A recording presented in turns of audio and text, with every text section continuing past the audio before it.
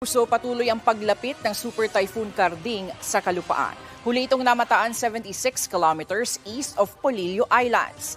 Sa track ng Pag-asa, posible itong mag-landfall ngayong hapon o mamayang gabi sa northern portion ng Quezon o southern portion ng Aurora. Nakataas ng signal number 5 sa Polillo Islands, extreme northern portion of Quezon, extreme southern portion of Aurora, extreme portion of Bulacan, at extreme southeastern portion of Nueva Ecija. Pagkalipas ng ilang oras, humina rin ang bagyong Karding. Bumangga kasi ito sa bulong-bundukin ng Sierra Madre.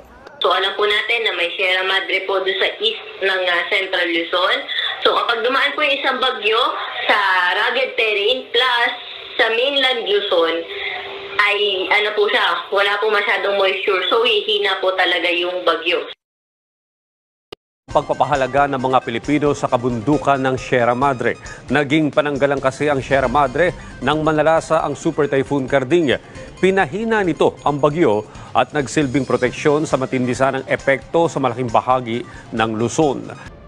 Pero nitong Lunes, naging maaraw na ang ilang bahagi ng Luzon at ang bagyo tuluyan na ring lumabas sa Philippine Area of Responsibility.